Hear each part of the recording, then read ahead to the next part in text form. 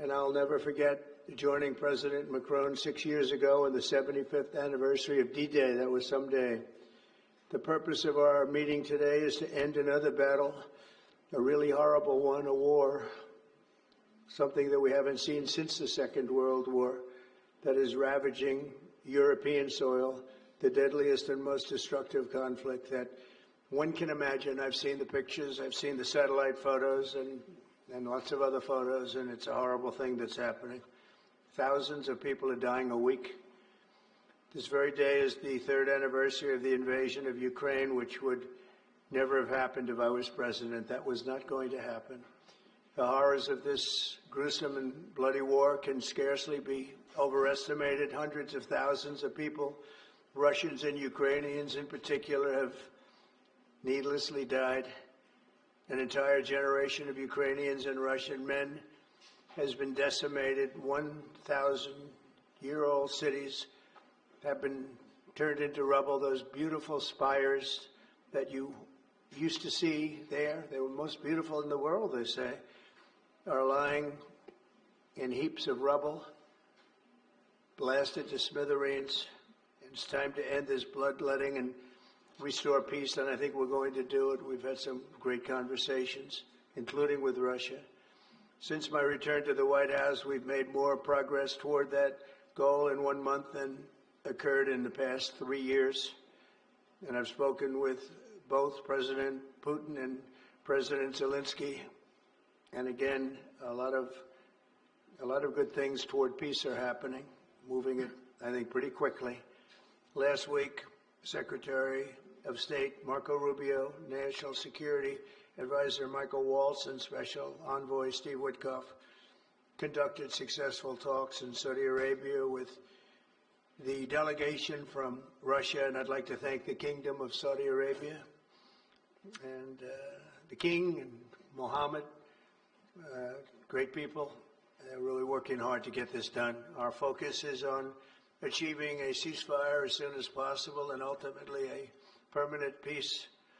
My meeting with President Macron today was another important step forward in that sphere, because he's been very much involved right from the beginning in trying to get it over with, and we're going to get it done. I believe that Emmanuel agrees with me on many of the most important issues. Chief among them is this is the right time. It may be the only time. You know, that's a very interesting and horrible situation, and that could evolve into a third world war. We're not going to let that happen. Should have never started, but it did. And what a mess, what a horrible, bloody mess.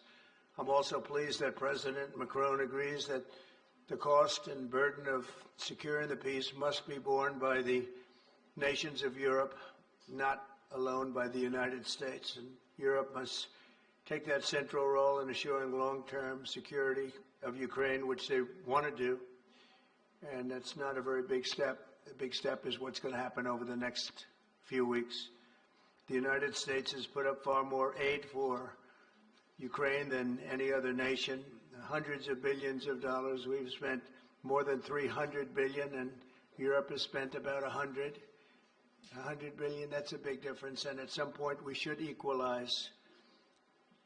But hopefully we won't have to worry about that. We have other things happening that maybe take that out of the realm of necessity. And while we've given vast amounts of military aid and money in form of grants, much of Europe's contribution has been economic relief structured as loans for which they'll be repaid. Like the Europeans, I believe that taxpayers in the United States also deserve to recoup the colossal amounts of money that we've sent. The previous administration never even thought of that.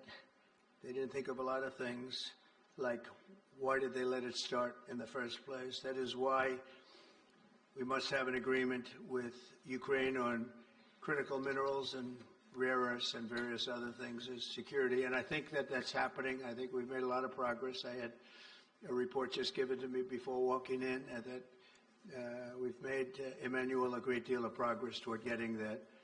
I've been elected by the American people to restore common sense to Washington and indeed to the world.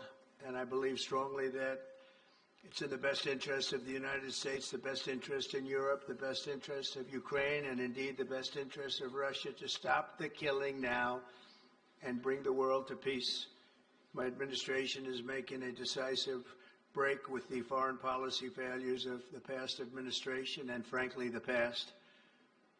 I ran against a very foolish foreign policy establishment, and their recklessness has led to the death of many, many people.